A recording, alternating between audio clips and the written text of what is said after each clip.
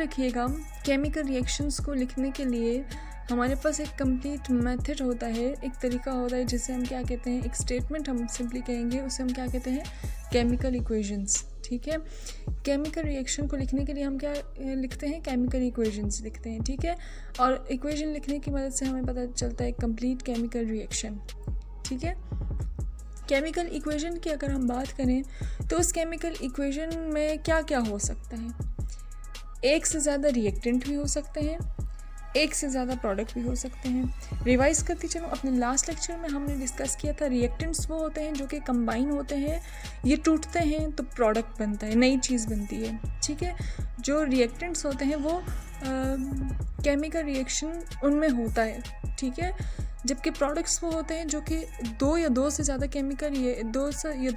Chemicals के combine होने से या टूटने से जो नई चीज़ बनती है उसे हम क्या कहते हैं, प्रोडक्ट कहते हैं। ठीक हो गया, तो केमिकल इक्वेशन में एक से ज़्यादा रिएक्टेंट भी हो सकते हैं, एक से ज़्यादा प्रोडक्ट भी हो सकते हैं। और याद रखिएगा, रिएक्टेंट को हमेशा लेफ़्ट साइड पे लिखा जाता है, प्रोडक्ट को हमेशा राइट साइड पे लिखा जाता है। ठीक हो गया, और रिएक्टेंट और प्रोडक्ट के दरमियान में क्या होता है, रिएक्टेंट और प्रोडक्ट के दरमियान में एरो होता है।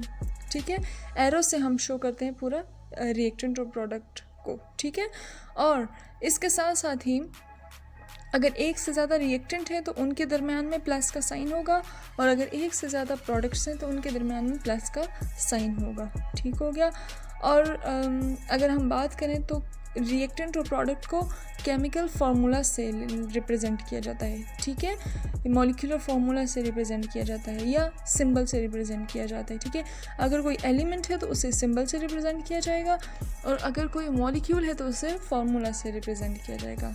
क्लियर हो गया, तो ये चीज़ें होती हैं जो कि केमिकल इक्वेशन में मस्ट होती हैं। अब बात करते हैं केमिकल इक्वेशन की। फॉर एग्ज़ाम्पल के यहाँ पे हमारे पास केमिकल रिएक्शन हो रहा है दो केमिकल्स के दरमियान में। वो केमिकल कौन कौन से हैं, सॉलिड मैग्नीशियम मेटल है एक तरफ, और उसके साथ रिएक्शन कौन कर रहा है, हाइड्रोक्लोरिक एसिड रिएक्शन कर रहा है। ठीक है, तो हमारे रिएक्टेंट कौन कौन से, मैंने आपको बताया था रिएक्टेंट वो होते हैं जो कि क्या होते हैं, जो कि केमिकल रिएक्शन स्टार्ट करते हैं, जो कि आपस में रिएक्शन करते हैं। ठीक है, तो उनको हम रिएक्टेंट कहते हैं, जो आपस में रिएक्ट करते हैं। तो यहाँ पे रिएक्टेंट कौन कौन है, मैग्नीशियम और हाइड्रोक्लोरिक एसिड। और फिर मैंने आपको ये बताया था कि अगर दो रिएक्टेंट है तो उनके दरम्यान में प्लस होगा, तो आपको नज़र आ रहा है कि यहाँ पे इनके दरम्यान में क्या है, प्लस है। ठीक है, फिर आ जाता है, अगर आपके पास पूरा केमिकल रिएक्शन लिखा जाए तो फिर आपको याद होगा प्रोडक्ट बनता है, तो प्रोडक्ट में क्या लिखा जाता है, प्रोडक्ट में प्रोडक्ट्स का नाम लिखा जाएगा। ठीक है, जैसे मैग्नीशियम क्लोराइड बना है और हाइड्रोजन गैस रिलीज़ हुई है, तो ठीक है, यहाँ पे हमने वो लिख लिया, और दो प्रोडक्ट थे तो इसलिए हमने बीच में प्लस का सिंबल शो कर दिया। ठीक है, और इसके साथ साथ रिएक्टेंट और प्रोडक्ट के दरमियान में क्या होता है, एरो होता है। ठीक है, अच्छा जी, अब हम फार्मूला इक्वेशन देखते हैं। वर्ड इक्वेशन और फार्मूला इक्वेशन क्या होती है। वर्ड इक्वेशन वो होती है जिसमें हम केमिकल्स के नेम लिखते हैं और केमिकल रिएक्शन को शो करते हैं, जबकि फार्मूला इक्वेशन में हम उनके सिंबल्स या हम उनके मॉलिक्यूल का फार्मूला लिखते हैं और केमिकल रिएक्शन को शो करते हैं। जैसे मैग्नीशियम का फार्मूला, ये सिंबल Mg है, हाइड्रोक्लोरिक एसिड का फार्मूला HCl है, मैग्नीशियम क्लोराइड का फार्मूला MgCl2 है, और हाइड्रोजन का फार्मूला H2 है। तो हमने फार्मूला इक्वेशन जो बनाई है वो हमारे पास कुछ यूँ होगी जैसे ही आपके सामने शो की गई है। ठीक है, और इसके दरमियान में प्लस है तो इसका मतलब है दो रिएक्टेंट्स हैं, दो प्रोडक्ट्स हैं, और एरो रिएक्टेंट और प्रोडक्ट को शो कर रहा है। जो एरो के लेफ़्ट साइड पे है वो मैंने आपको बता दिया वो क्या है, रिएक्टेंट है, और जो राइट साइड पे है वो क्या है, प्रोडक्ट है। अच्छा, आपने यहाँ पे एक चीज़ नोटिस की कि हमने जब हाइड्रोजन को लिखा तो हाइड्रोजन की वर्ड इक्वेशन में हमने हाइड्रोजन लिखा, लेकिन हमने उसको जब फार्मूला इक्वेशन में लिखा तो H2 लिखा। वहाँ पे हमने खाली एक हाइड्रोजन लिखा लेकिन नीचे हमने H2 लिखा। तो इसका मतलब ये है कि हमारे पास अगर हाइड्रोजन प्योर हाइड्रोजन जो एग्जिस्ट करती है तो वो मॉलिक्यूलर स्टेट में एग्जिस्ट करती है। हम कभी भी हाइड्रोजन को H नहीं लिखेंगे, हाइड्रोजन कभी भी H अकेले H की फॉर्म में एग्जिस्ट नहीं करती, ये अनस्टेबल होती है। तो ये जब तक दूसरे हाइड्रोजन के साथ रिएक्शन नहीं करती, ये अकेले नहीं रहती। ठीक है, और ये दो हाइड्रोजन आपस में कंबाइन होते हैं तो कंबाइन होके हाइड्रोजन मॉलिक्यूल यानी कि H2 बनाते हैं, यानी कि ये हाइड्रोजन जो है वो हमेशा डायटोमिक मॉलिक्यूल की फॉर्म में एग्जिस्ट करेगी। ठीक हो गया। तो आपको ये चीज़ पता होनी चाहिए इक्वेशन लिखते वक्त या लिखने से पहले, क्या या कौन से मॉलिक्यूल्स हैं जो कि लिखने में ऐसे हैं जबकि फार्मूला इक्वेशन में उनकी जो एटॉमिक डायटोमिक स्टेट है या ट्राइटोमिक स्टेट में वो लिखे जाते हैं। ठीक हो गया।